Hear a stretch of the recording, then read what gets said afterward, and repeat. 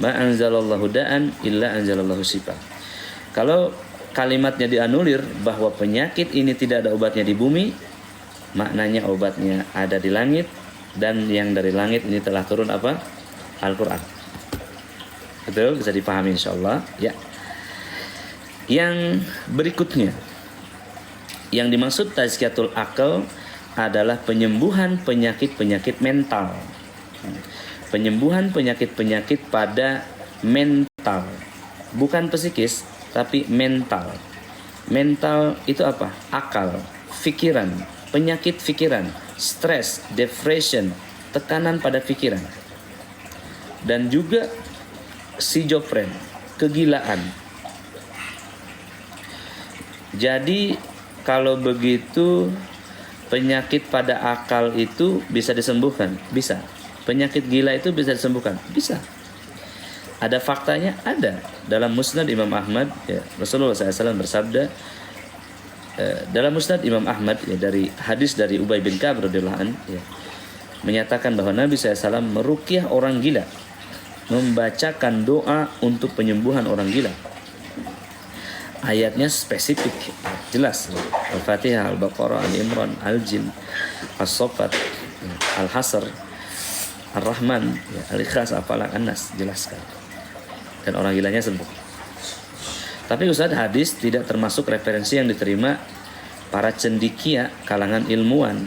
Ya, masalahnya bukan Quran hadisnya, tapi cendekianya yang tidak menerima Al-Quran. Itu adalah doktrin sesat lainnya, hadirin. Ya. Kenapa Al-Quran, kitab tersahih di dunia, tidak dijadikan referensi? Kenapa Sahih Bukhari Muslim, kitab tersahih kedua setelah Al-Quran, tidak dijadikan referensi? Kenapa yang jadikan referensi akal manusia? Maknanya sains adalah agama akal. Maknanya sains tidak mengakui iman, tidak mengakui Tuhan, tidak mengakui sisi spiritual. Ya Ustaz, memang sains itu adalah meyakini apa-apa yang bisa dihitung dengan akal. Oke, kalau begitu Anda tidak bisa masuk surga dengan akal Anda. Anda tidak bisa berislam dengan akal Anda. Iman Anda cacat, bahkan tidak ada kalau hanya menggunakan akal. Karena tidak semua, atau bahkan bisa jadi semua hal yang diyakini iman itu tidak bisa dibuktikan dengan akal. Isra Mi'raj tidak bisa dibuktikan dengan akal. Ya, tidak bisa dibuktikan dengan akal bagaimana Nabi naik ke langit ke-7, hadirin. Maksud saya, iman itu pasti bertentangan dengan akal. Jadi memahami secara akliyah itu beda dengan memahami secara imaniyah.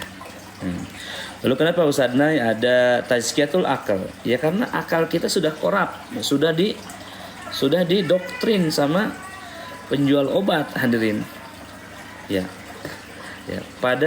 oleh seseorang yang berkepentingan untuk menjual industrinya, melariskan industrinya. Ya, tazkiyatul akal, penyucian akal, merubah cara berpikir, merubah sudut pandang. Boleh saya perdalam nggak tentang ini, tazkiyatul akal ini, atau cukup? Nah, ibu sekalian, dalam dunia medis, sebuah penyakit, sebuah obat itu disimpulkan dari penyakit. Dalam dunia medis, sebuah obat itu disimpulkan dari penyakit. Jadi dari penyakit yang merebak di masyarakat, dari penyakit yang hadir di community, kemudian diambil sampelnya, diuji cobakan satu obat sampai uji klinis. Nah, contoh, banyak orang sakit kepala, banyak orang sakit, lalu kemudian diuji cobakanlah satu tanaman yang diramu sedemikian rupa menjadi satu obat yang disebut paracetamol, diujikan kepada 20.000 orang, maka terujilah secara klinis kalau sakit dihilangkan sakitnya dengan paracetamol. Oke. Lalu kemudian dijuallah dalam berbagai merek. Saya tidak sebutkan mereknya. Maka dalam 10, 20, 30 tahun, 50 tahun ke depan, orang berpikir kalau sakit kepala minum paracetamol. Baik. Itu namanya pengobatan medis. Ya, pengobatan dengan sebuah obat atau medication tadi.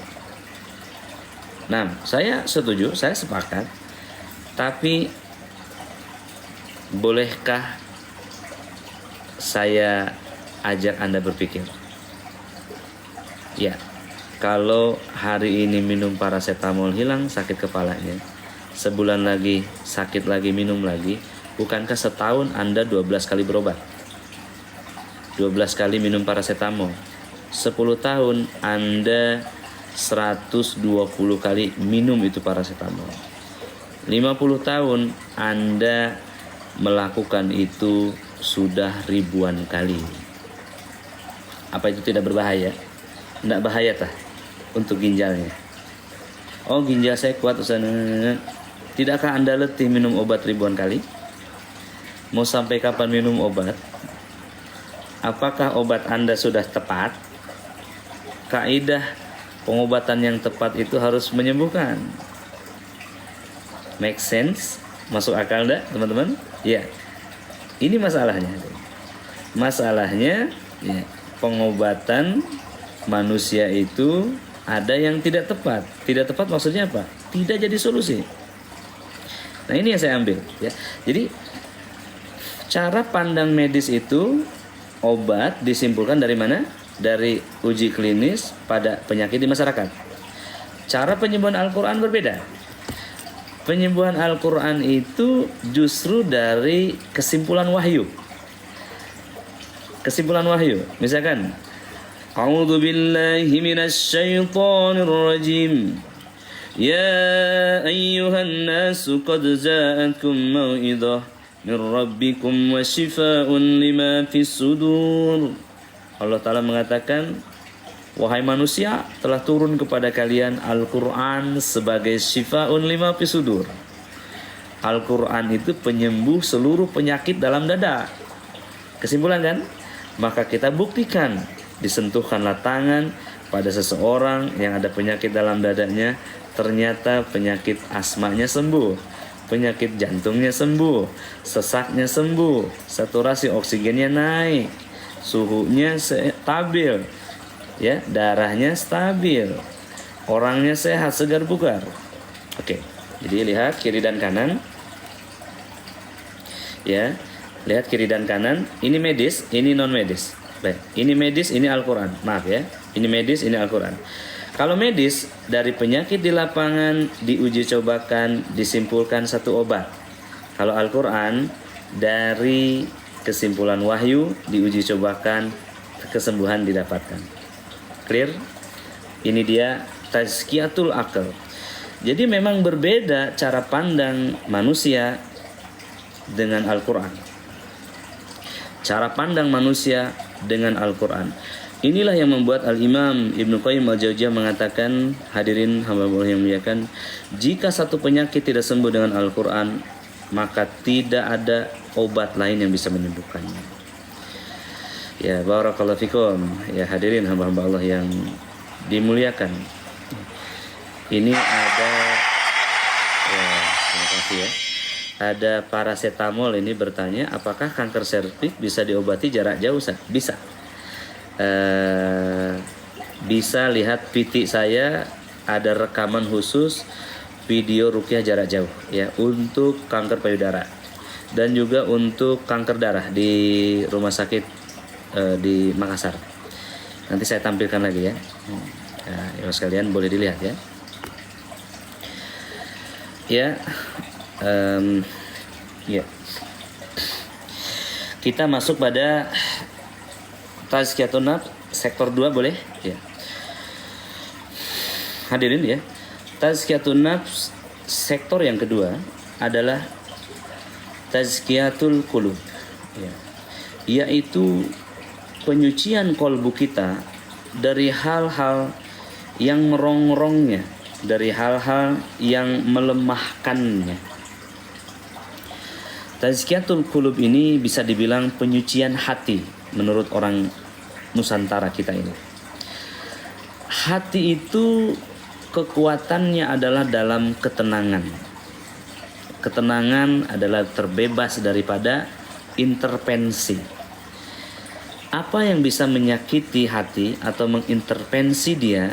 Ya, hadirin, ada dua. Yang pertama adalah interventor dari dalam. Di dalam ruang kolbu itu ada nafsu yang dia merupakan musuh, ya, yang dia merupakan penjahat. Ya. Nabi SAW dalam khutbah hajahnya mengatakan, wa na'udzu billahi min sururi anfusina wa sayyiati a'malina. Aku berlindung daripada kejahatan nafsu dan keburukan amal-amal. Al-Quran, di dalam Quran surah Asy-Syam tadi dikatakan, ya, fa'alhamaha fujuraha wa taqwaha. Di dalam dada manusia itu, dalam nafs manusia itu ada fujur, pancaran kegelapan. Fujuraha wa taqwaha, sisi negatif, ya, the red side of you. Ya, ada iklan rokok itu, show your red side, katanya, tunjukkan sisi merah kamu. Maksudnya sisi marah kamu, sisi asli kamu. Oke, ikhwas sekalian, kita punya sisi buruk, jangan ditunjukkan, ditutupi, ditahan, dilawan. Itulah yang disebut tazkiyatun nafs. Ya, kita sedang berbicara apa? Tazkiyatul qulub, sektor tazkiyatun nafs sektor kedua, yaitu tazkiyatul qulub. Apa itu tazkiyatul qulub, hadirin? Penyucian ruang kolbu kita dari yang menyakitinya, yang mengintervensinya. Ya. Jadi apa? Melindungi kolbu kita dari seluruh hal yang menyakitinya, membuat ia lemah. Oke. Imam Ali bin Abi Thalib radhiyallahu anhu mengatakan, jika ada kata-kata yang menyakitimu, maka menunduklah, biarkan ia melewatimu. Jadi jangan ditahan. Aku, nah, jangan begitu ya. Tapi menunduklah, biarkan dia melewatimu. Hadirin, apa yang bisa menyakiti hati? Kata-kata. Kata-kata bisa menyakiti hati nggak? Bisa menyakiti, hadirin. Ya. Kalau dia sakit bisa lemah nggak? Ya, dia menjadi lemah dengan kata-kata. Kata-kata siapa, Ustaz? Kata-kata setan. Setan. Emang bisa setan mengata-ngatai hati manusia? Bisa. Namanya waswas. Yuwaswisu fi sudurin nas minal jinnati wan nas. Bahkan Allah Ta'ala mengatakan setannya itu dari kalangan jin dan manusia. Nih, kalau setan manusia menyakiti Anda dari sini. Kalau setan jin menyakiti Anda dari sini. Yuwaswisu fi sudur, kata Allah, membisiki ke dalam dada. Kenapa tidak yuwaswisu fi sam'i? Tidak membisiki pendengaran, telinga, tidak. Karena dari sini tembus ke sini.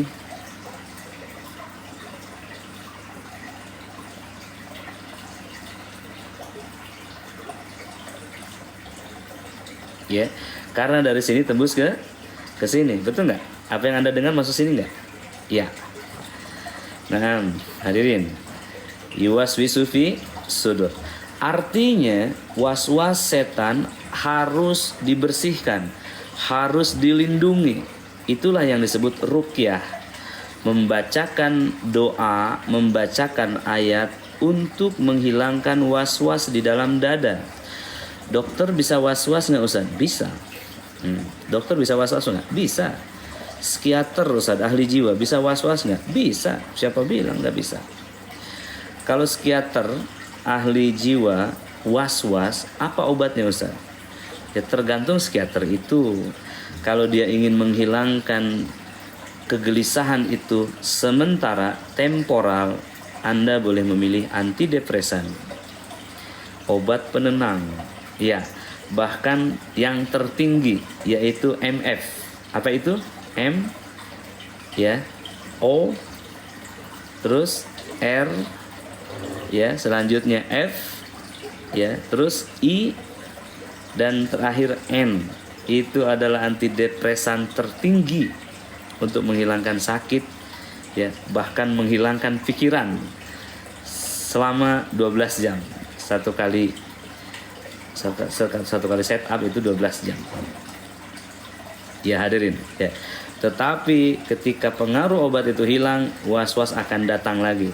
And how? Bagaimana cara menghilangkan was-was secara sempurna?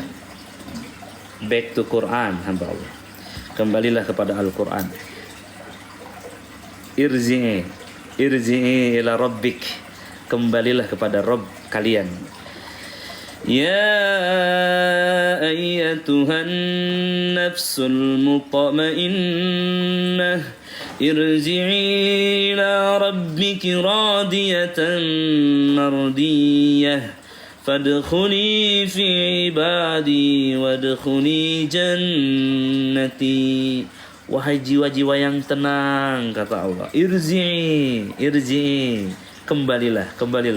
Irji'i ila rabbik, kembalilah kepada Rabbmu. Irji'i ila rabbiki radiyatan mardiyah, kembalilah kepada Rabbmu dengan keadaan ridha, dengan keadaan tenang, dengan keadaan menyerah, surrender, menyerahlah. Fadkhuli fi ibadi wadkhuli jannati, masuklah ke dalam surgaku dengan keadaan bersujud bersama orang-orang yang bersujud. Jadi kalau ingin kembali kepada Allah hadirin, ini harus diletakkan di tanah. Ini nih, akal ini harus diletakkan di tanah. Gimana caranya? Sujud, surrender, ya, menyerah, lalu sujud. Takbir, Allahu Akbar. Ini menyerah, Allahu Akbar, menyerah. Lalu Anda, ya, kemudian ruku, ya, menyerah, lalu sujud, letakkan di tanah, maka akan sampai kepada Allah. Ini namanya tazkiyatul qulub. Nah, setan senantiasa mengintai kolbu manusia. Jika di sana ada dzikir, maka dia menyelinap. Jika tidak ada dzikir, maka dia menguasai manusia. Conquering you, ya, menguasai Anda. Dengan cara bagaimana, kata Nabi? Dengan was-was. Maksudnya bagaimana? Setan menguasai nafsu, lalu menguasai akal pikiran, dan melakukan sekehendak dia. Baik, ya, barakallah. Tazkiyatul qulub. Ini baru rangkanya, teman-teman. Belum dalamnya, baru rangkanya. Sektor yang ketiga adalah sektor yang kedua adalah tazkiyatul qulub, ya. Ini sektor yang kedua, yaitu dengan apa? Dengan zikir. Ya, kemarin saya mengisi di Tower Petra Jasa di Jakarta. Ustadz, bagaimana kami ini karyawan, kami ini bekerja, apakah bisa kami ini juga bisa berzikir sambil bekerja, Ustadz? Dan saya mengatakan, subhanallah, seorang laki-laki yang keluar rumah dengan niat mencari nafkah untuk anak dan istrinya, itu sedang berjihad, dan wafatnya terkategori syahid, maka sepanjang dia di pekerjaannya itu adalah zikir. Zikir itu adalah ingat, zikrullah, mengingat Allah. Jadi selama hati kita terkoneksi kepada Allah, itu terkategori zikir. Ketika seseorang sholat, itu zikir. Saya sudah sholat subuh, alhamdulillah sudah zikir di waktu subuh. Lalu saya ingat nanti akan sholat duhur, maka dari subuh ke duhur termasuk zikir. Luar biasa enggak? Saya baca Quran, ini kalamnya Allah, ingat Allah, baca Quran terkategori zikir. Di majelis ilmu ini, hamba Allah, ahlan wa sahlan yang baru bergabung, di majelis ilmu ini membicarakan siapa? Allah dan Rasulnya, maka kita terkategori sedang berzikir. Tazkiyatul qulub juga dong, ya. Naam. Bagaimana ada di majelis ini? Anda rasa tenang nggak kolbunya? Teman-teman tolong tulis, Anda rasa tenang nggak menyimak kajian ini? Kalau Anda rasa tenang, maka hati Anda sedang berzikir. Dan Allah Ta'ala berfirman, Allah bidzikrillah tatma'innul qulub. Hanya dengan berzikir, kolbu itu menjadi tenang. Ya, kolbu menjadi tenang, hadirin. Tenang, peace, damai, mutmainnah. Maka ketenangan itulah such a peace that you have to get, ya. Ketenangan semisal itu yang harus Anda raih dalam kehidupan Anda. Bukankah orang yang bekerja itu mencari ketenangan? Tidak, Ustaz. Orang yang bekerja itu cari uang. Iya, uang itu untuk beli kebutuhan. Kenapa kebutuhan itu dibeli? Agar tenang. Ya. Untuk apa sholat itu? Agar tenang. Untuk apa masuk surga? Agar tenang. Di surga itu adalah tempat ketenangan. Hadirin. Maka Allah Ta'ala berfirman, yauma la yanfa'u malun wala banun. Ada satu masa di mana harta dan anak itu tidak berguna. Illa man atallah biqalbin salim. Kecuali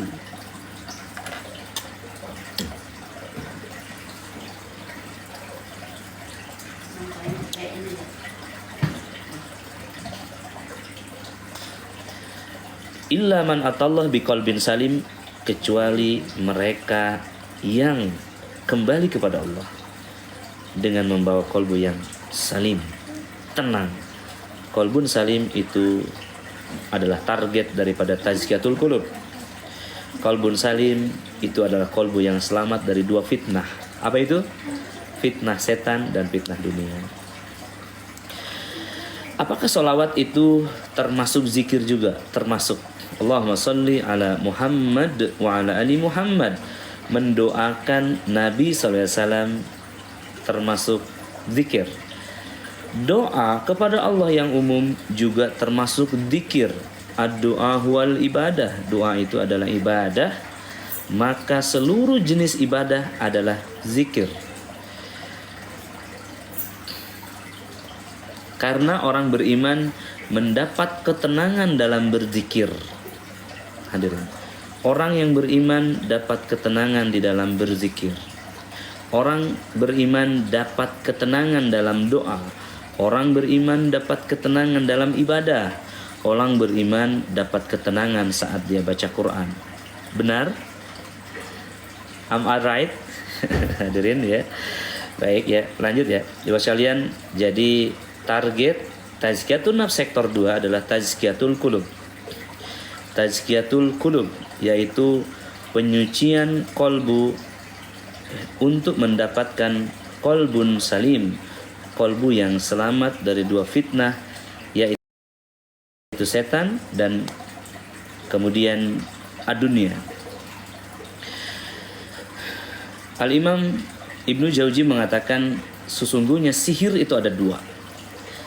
Yang pertama sihir Harut wa Marut, sihir dari setan yang memisahkan suami istri, dan sihir adunia yang memisahkan manusia dari Tuhannya.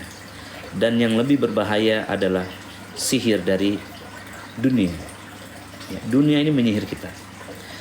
Ya. Ya, barakallahu fikum. Ya, selanjutnya hamba-hamba Allah. Ya. Kita akan siapkan nanti ruang bertanya di akhir aja ya, gimana? Atau mau nanya jawab dulu nih? Kita baru tazkiyatun nafs sektor ke-2. Ada 5 sektor. Iya. Oke, ya. Ada Rahai 18. Pak Ustadz, hari puasa ke-21 dan ke-27 ada event di kota wisata atau Ciampea? Ya, alhamdulillah ada event di Islamic Center Rehab Hati Ciampea Bogor pusat ya. Itu tanggal 21 Ramadan atau malam ke-21 Ramadan. Jadi acaranya dari tanggal 20 Ramadan sampai malam 21 hadirin. Jadi training ruqyah syariah, belajar bimbingan konsultasi ruqyah plus iktikaf 1 malam ya, yaitu malam ke-21. Insya Allah saya hadir. Dan kemudian tanggal 25, 26 dan 27 insya Allah juga saya hadir. Jika tidak ada halangan ya, semua diundang untuk hadir. Ya, barakallahu fikum. Biayanya adalah untuk makan buka puasa dan sahur saja, yaitu 100.000.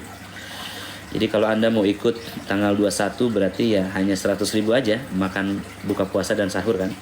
Kalau Anda mau ikut 25 berarti sama ya. 25, 26, 27 berarti 300.000. 25 sahur dan buka, enggak, 25 berarti buka saja. 26 sahur dan buka, kemudian 27 berarti sahur aja ya. Ya berarti hanya sekitar 200-300.000, siapkan itu aja. Ustadz, bagaimana jika ada di posisi pekerjaan yang membuat ibadah sunnah sulit? Ya, hayun store ya. Baik. Itulah yang disebut ad-dunya mataul hurur ya. Dunia itu kehidupan yang menipu atau yang disebut sihir dunia ya. Melalaikan kita. Asal jangan melalaikan dari ibadah wajib saja. Bekerja itu boleh. Bahkan tadi bisa terkategori jihad ya. Teman-teman, ini naikkan ininya dong, apa namanya, tab layarnya itu. Bisa nggak yang 200 ini tab masing-masing 10 aja. 10 kali tapping ya, ini akan naik jadi berapa? Menjadi 20.000 lagi, betul nggak? Setuju nggak sih? Masa cuma 2.000 orang, 20.000 orang ya? Ini untuk menaikkan rating daripada live ini biar disimak lebih banyak lagi. Ini infak antum, ya, silakan. Kalau bisa share juga, yang share baru 69. Yang share berarti bersyukur dan menikmati kajian ini. Ya, Ibu sekalian. Alexander, apa Ustaz? Mau tanya, saya tertidur saat zuhur pas bangun azan asar. Anak ikut berjamaah asar. Ya, kalau tertidur ya itu terkategori tidak berdosa. Ya, dan kemudian dikodok saja. Ustadz, dalam berpuasa gini bila mengeluarkan dahak dan darah batalkah puasanya? Ya. Mengeluarkan dahak tidak batal ya. Yang mengeluarkan darah menstruasi itu batal. Kalau istihadoh tanya ahli fikih ya, tanya para fuqaha, saya tidak menjawab pertanyaan-pertanyaan begini karena saya tidak tahu dan tidak boleh. Oke, barakallahu fikum. Ya, tazkiyatul qulub hadirin, ya. Tazkiyatul qulub. Ya, silakan di tap-tap dulu teman-teman sekalian. Nanti masih ada 5 tazkiyah lagi ya, 5 sektor lagi penyucian jiwa yang ini akan membangkitkan energi kekuatan di dalam dada Anda hadirin.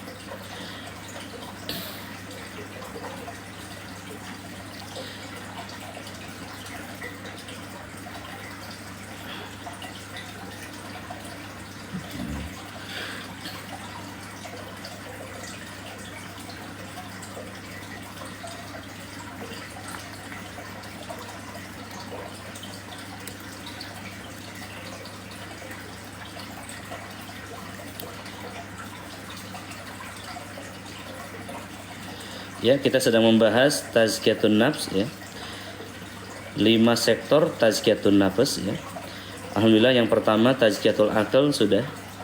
Ya, dan kemudian tadi kita sudah membahas juga tazkiyatul qulub ya. Dan insyaallah ya 5 sektor juga, 5 sektor lainnya kita selesaikan pagi ini. Ya, mudah-mudahan ada rezekinya ya, ya sekalian.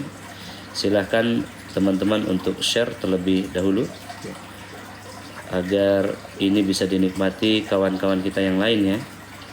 Ya, tentunya yang belum join ya, yang belum follow akun saya, silahkan di follow ya sekalian untuk mendapatkan update daripada live berikutnya, betul nggak? Ya, barakallahu fikum, jazakumullah khairan ya. Ya, yang berikutnya hadirin adalah tazkiyatul akidah. Ya. Akidah dari kata yaqidu ya, dari kata aqada yaqidu akidatan ya. Akidah dari kata aqada yaqidu akidatan. Artinya adalah perjanjian. Artinya adalah ikatan. Artinya adalah akad dalam bahasa Indonesia. Artinya adalah Memorandum of Understanding.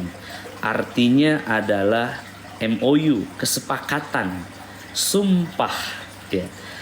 Akad nikah artinya ikatan pernikahan ya. Baik ya. Akidah artinya ikatan. Baik, yang dimaksud akidah ini apa? Yang dimaksud tazkiyatul akidah ini adalah tazkiyatul akidatul Islam ya. Adalah penyucian akidah kita dari keislaman kita, dari hal-hal yang membatalkan keislaman kita, dari hal-hal yang membatalkan syahadah kita, dari hal-hal yang membatalkan kesaksian kita bahwa Allah Ta'ala adalah Rabb kita dan Nabi Muhammad adalah Nabi kita. Setiap ruh ketika terlahir ke dunia itu disumpah terlebih dahulu dengan satu sumpah yang jelas. Disebutkan di dalam Al-Quran satu pertanyaan kepada ruh, ya, alastu birabbikum, apakah engkau menerima, engkau setuju, engkau meyakini, engkau menyaksikan aku adalah sebagai Rabbmu? Maka ruh kita mengatakan qalu bala syahidna. Setiap ruh yang akan terlahir ke muka bumi, baik terlahir di dalam keluarga Kristen, keluarga Judaism, keluarga Paganism, keluarga Buddhism, Hinduism, ateism, apalagi keluarga Muslim, semua dalam keadaan Islam, meyakini Allah Ta'ala sebagai Rabbnya, otomatis satu paket Nabi Muhammad adalah nabinya. Tetapi dalam perjalanan, ya, hamba Allah yang dimuliakan, Rasulullah SAW bersabda, kullu waladin mauludin yuladu alal fitrah. Setiap anak-anak itu terlahir dalam keadaan bersih, fitrah, mengakui Allah sebagai Rabbnya, akalnya kosong, ya, tidak membantah, dan kemudian jiwanya sesuai dengan fitrahnya tadi, ya. Lalu dia berjalan di muka bumi, ya, dan kemudian terpengaruh oleh manusia yang lainnya. Kata Nabi SAW, ayahnya lah yang menentukan kemudian dia ini menjadi Majusi, Yahudi atau Nasara. Artinya apa? Dalam perjalanan mungkin kita akan menemukan Tuhan-Tuhan lain. Mungkin seseorang akan menemukan nabi-nabi lain, sehingga menyelisihi Tuhannya dan menyelisihi nabinya. Jadi kalau menyelisihi Tuhan namanya syirik, kalau menyelisihi nabi namanya bid'ah. Ya, ini orang paling gak suka kalau disebut musyrik atau disebut bid'ah, hadirin. Tetapi fakta telah terjadi banyak, hadirin kaum muslimin, ya. Manusia menjadi lemah dan binasa disebabkan oleh kemusyrikan yang dilakukannya. Termasuk kankerkah? Kita akan bahas nanti, ya.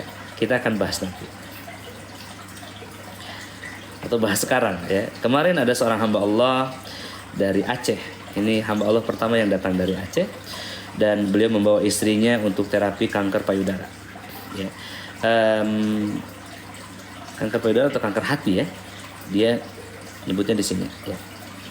Dan kemudian beliau sudah lama di Malaysia berobat dan tidak ditemukan jenis kankernya. Ya. Kemudian kembali lagi ke Aceh dan langsung ke Jakarta bertemu saya di Ciampea Bogor kemarin. Setelah ikut terapi intensif 3 hari, ya, beliau memutuskan untuk tidak lanjutkan kemoterapi dan pengangkatan karena sudah ada perubahan yang dramatik di dalam penyakit istrinya. Bahkan beliau sendiri saat diruqyah muntah-muntah. Dan beliau adalah orang yang sangat asik orangnya, dan ketika dinasihati bersama ikhwan yang lainnya, beliau menunjukkan ada jimat di sakunya, ya. Dan beliau mengatakan di rumah juga ada, tapi saya akan hancurkan itu semua dan saya tidak meyakininya lagi. Hadirin, ya, memiliki ajimat adalah contoh kemusyrikan yang nampak. Tetapi sebenarnya banyak kesyirikan yang besar. Ya, ulama mengkategorikan ada 4 kategori syirik. Syirkul mahabbah, syirkul ta'ah, syirkul doa, dan syirkul niat. Itu adalah kesyirikan-kesyirikan yang akbar, yang kalau dilakukan bisa mengeluarkan seseorang dari keislamannya. Ya, sekali lagi kita baru berbicara akar, hadirin, ya. Jadi tidak dijelaskan. Namun yang jelas, orang yang musyrik, orang yang meyakini ada Tuhan lain selain Allah, maka outputnya dia akan pergi ke dukun, dia akan pergi ke tabib, dia akan pergi ke dokter, dia akan pergi ke peruqyah, dia akan pergi ke seluruh manusia untuk mencari kesembuhan pada kesembuhan dari Allah. Wa idza maritu fahuwa yasfin. Manusia akan letih berjalan ke sana kemari karena dia tidak menemukan Tuhannya menolong dia. Padahal akalnya bekerja, napasnya bekerja, dia diberikan kesempatan hidup oleh Tuhannya. Ya, tazkiyatul akidah, penyucian ruang akidah kita, dan goalnya adalah tauhid. Ya, goalnya adalah tauhid. Kalau tazkiyatul qulub, goalnya adalah qalbun salim, ya. Kalau tazkiyatul akidah, goalnya adalah tauhid. memurnikan kembali akidah kita, sumpah kita, lalu kemudian mengucapkan asyhadu an la ilaha illallah wa asyhadu anna muhammadan abduhu wa rasuluh. Setelah berikrar syahadat, memperbaiki sholatnya, memperbaiki zakatnya, puasanya, hajinya, terus perbaikan imannya, di mana di sana ya dibersihkanlah imannya, hadirin. Namanya tazkiyatul iman, ya. Tazkiyatul iman, penyucian imannya dari kekufuran, dari pengingkaran, dari kekafiran, dari keraguan-raguan, dari subhat, sehingga imannya kembali 100% kepada Allah Subhanahu wa taala. Ya. Tazkiyatul akidah adalah penyucian akidah kita dan juga iman kita.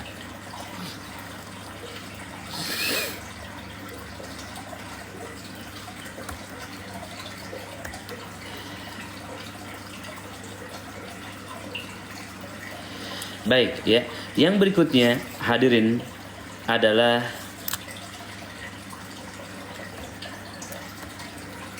tazkiyatun nafas.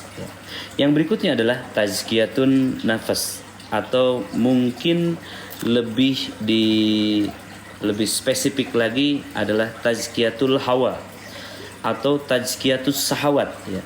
Penyucian sahwat kita, ya, penyucian nafsu kita dari sahwat-sahwat yang buruk, ya.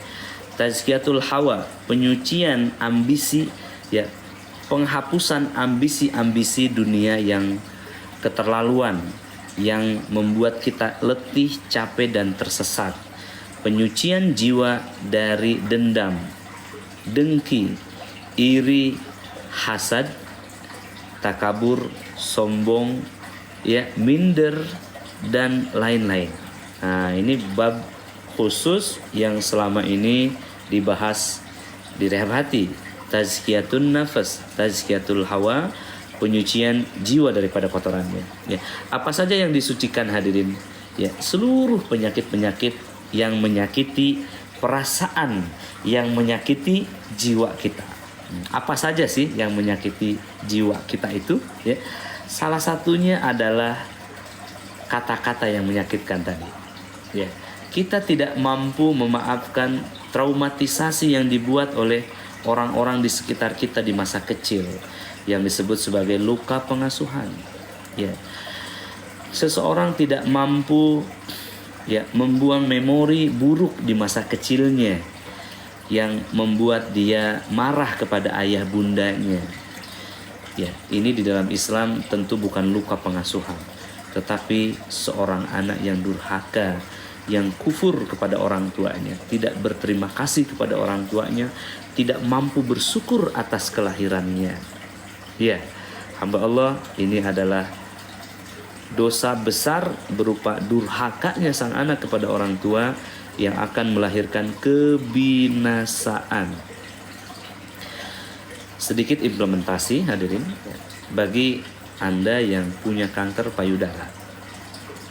Ya, Anda seorang gadis atau seorang yang usia Anda di bawah 30 tapi memiliki kanker payudara.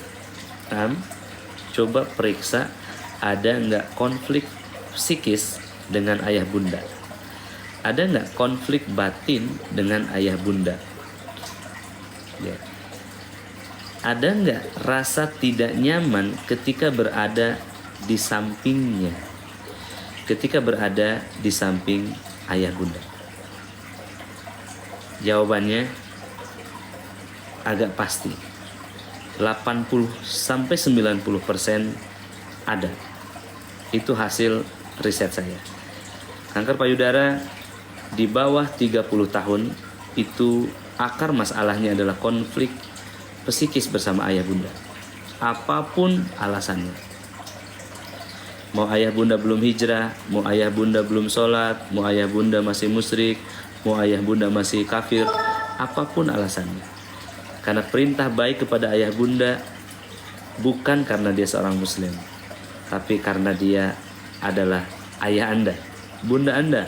Perintah baik kepada ayah bunda bukan karena dia itu baik, tetapi karena dia memang orang tua Anda. Ya, hadirin. Pengidap kanker di antara 40 sampai 50, ya, di antara 30 sampai 50 biasanya ada konflik horizontal bersama suaminya, konflik bersama kakak adiknya, yang menanamkan rasa sakit, gejolak jiwa yang luar biasa, kegoncangan, kebencian, kedengkian, hadirin. Ya. Dan pengidap kanker payudara di atas 50 biasanya ada konflik, ya, vertikal bersama anaknya, bersama orang-orang di bawahnya. Nah, hadirin ya, nampaknya live ini kena shadow ya, apa namanya, followersnya terus menurun nih, ya, followers kalian ya, bisa di tap-tap layarnya agar naik lagi, hadirin ya. Baik ya, ini dia hamba Allah yang muliakan, tazkiyatun syahwat, tazkiyatun nafas, tazkiyatun nafas. Tazkiyatun nafas sektor yang keempat adalah penyucian jiwa, penyucian al-hawa, hawa nafsu atau syahwat yang ada di dalam dada kita dari orang-orang, ya. Penyucian nafsu, syahwat, al-hawa dari dalam diri kita yang tidak berhubungan dengan kehidupan akhirat. Lalu apa itu? Semua hal, ya. Semua kecewa, semua rasa sakit, rasa marah, rasa sedih, rasa takut yang tidak berhubungan dengan akhirat, itu yang harus dibersihkan. Dan metodenya ada 3. Jadi untuk tazkiyatul hawa atau tazkiyatul syahwat itu ada 3. Ya, yang pertama adalah jihadun nafs, bersungguh-sungguh untuk menentang, membatasi, melemahkan dan menguasai hawa nafsu. Jihadun nafs, ya, nama lainnya adalah mujahadah, ya, kita berusaha, berjihad untuk memerangi hawa nafsu, ya. Kemudian yang kedua adalah muhasabatun nafs atau disingkat muhasabah, ya. Ini adalah kata, ya, muhasabah itu artinya adalah menghisab, melakukan hisab untuk kelakuan nafsu kita, melakukan hisab, ya, menyesali dan mentaubati akibat kelalaian nafsu kita, lalu menangisinya dan mentaubatinya, ya hadirin, ya. Namanya muhasabatun nafs. Goalnya adalah taubatan nasuha. Kalau goal daripada jihadun nafs adalah hijrah, ya. Kemudian yang berikutnya adalah tadribun nafs. Tadribun nafs ini adalah tadrib, ya, untuk nafsu kita. Tadrib ini adalah berupaya untuk melatih, mendisiplinkan, mengotakkan nafsu kita kepada satu kanal, satu track, satu jalan untuk menjadi bagian daripada sistem support untuk ruang iman kita atau ketakwaan kita. Jadi itu dia yang disebut tazkiyatul hawa. Ada jihadun nafs, muhasabatun nafs, dan tadribun nafs. Barakallahu fikum, hadirin ya. Dan yang terakhir adalah tazkiyatul insan, ya. Tazkiyatul insan, penyucian, ya, penyucian diri kita, ya, dari seluruh hal yang mengotorinya. Apa itu tazkiyatul insan, hadirin? Insan itu adalah satu kesatuan dari ruh, akal, jiwa, dan jasad, ya. Tazkiyatul insan ini berarti meliputi, ya, penyucian mata kita, ya, dari dosa, ya, penyucian lisan kita, telinga kita, tubuh kita, makanan yang kita makan, pekerjaan kita, ya, dan tentunya tubuh kita, ya, memakan makanan yang thayyib, memakan makanan yang halal, yang baik, circle, ya, lingkungan kita, teman-teman kita, ya, itu adalah tazkiyatul insan. Maka dengan penyucian pada 5 sektor ini, hadirin, jiwa kita akan kembali kepada fitrahnya. Dia menjadi sistem support untuk tubuh manusia bertahan di muka bumi, menjadi sehat tubuhnya, lalu kemudian iman akan tumbuh subur, ya, iman akan tumbuh subur, dan menguasai akal pikiran kita sehingga hidup kita sesuai dengan perintah. Wa ma khalaqtul jinna wal insa illa liya'budun. Allah tidak ciptakan jin dan manusia kecuali untuk beribadah kepada Allah saja.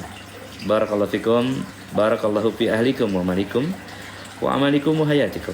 Semoga Allah Subhanahu wa taala berkahi Anda sekalian. Allah taala berkahi hartanya, berkahi amalnya di bulan Ramadan ini ya. Allah taala berkahi keluarganya dan Allah juga berkahi kehidupannya. Amin ya rabbana ya rabbal alamin.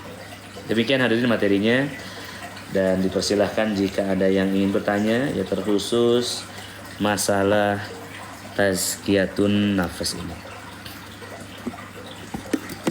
Saya siapkan waktu bagi teman-teman yang ingin bertanya, dipersilahkan.